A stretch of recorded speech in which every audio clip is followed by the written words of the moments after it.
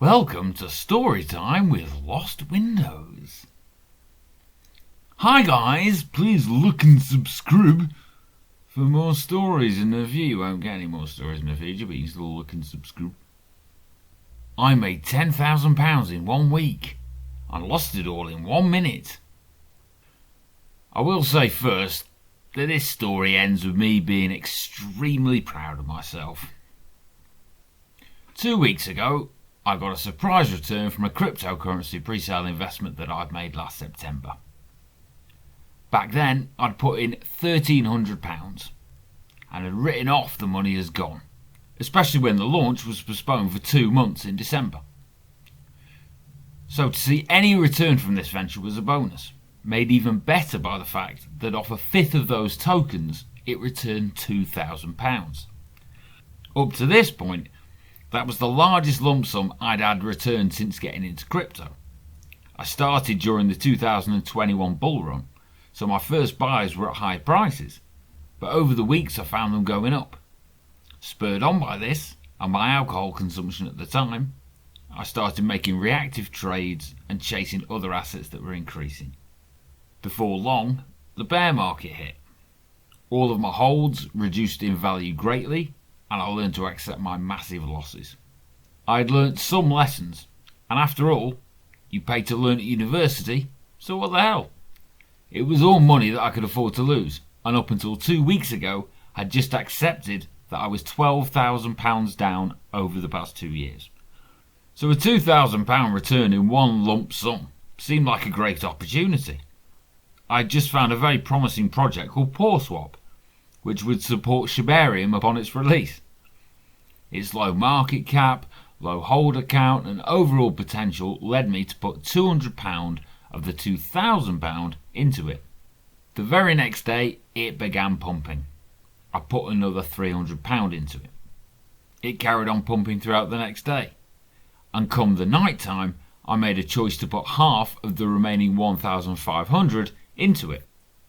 It was a risk, as most pumps would have ended by now, but I believed in the potential of this project.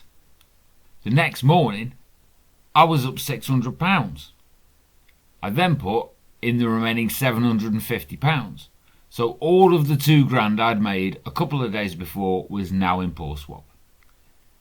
This day being Sunday, I watched in delight as it continued to rise, correcting here and there, but always rising. I was starting to feel like it was really happening for me. By the Monday morning, my holding stood at £4,000. I now decided to hold no matter what. After all, this product is going to work alongside Shibarium, and the beta version of that hasn't even been released yet. Every morning that week, I was waking up to various numbers of eye-watering gains. One day, I was greeted with an extra £2,400 since going to bed. I was riding high. On the Friday, I witnessed its all-time high, which very briefly made my holdings worth about £12,500. For the first time in 2 years, along with other crypto I had in locked staking, I was in profit. It felt glorious.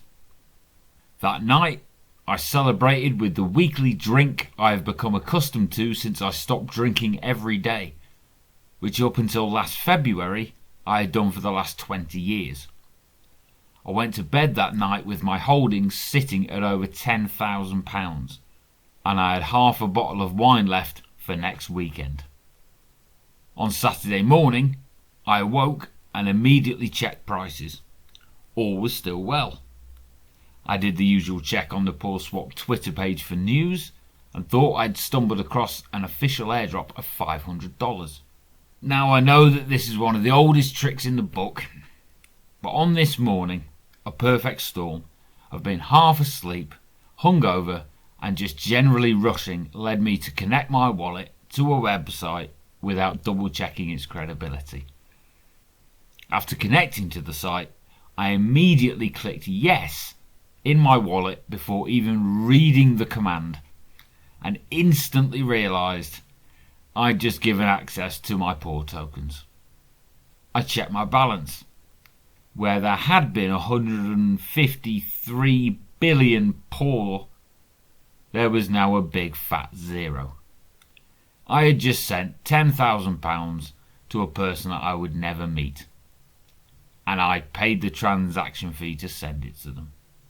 My first instinct was to vomit, then cry, and when neither of those occurred, my brain said, go into the kitchen and down that half bottle of wine. I paced around my flat, knowing exactly what had just happened and that there was no way back. I just fucked all of it into the toilet in a few seconds. It hadn't even really been stolen, more that I'd given it away. Now fortunately, as the money had come out of seemingly nowhere only a week or so before, and the gains had happened so quickly, it didn't take me long to get used to the idea of the money being gone.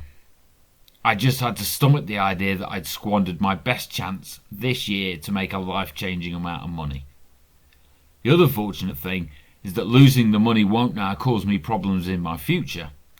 No rent or bills money was tied up in it, and I made myself feel better imagining having got a 3-year bank loan to acquire the money. At least it could be worse, I told myself. And it still could get worse, because, of course, if poor is to do it 10 times in the future, then I've just given away 100 grand. But all of this aside, I have accepted that the money has gone forever, cast away in a minute of madness. It was a lesson that I knew existed, but hadn't learned. I just paid a princely sum for an extremely short course. Even just days later, I look back and can't believe I kept such a sum of money all in one wallet. So this happening was necessary for my crypto security going forward.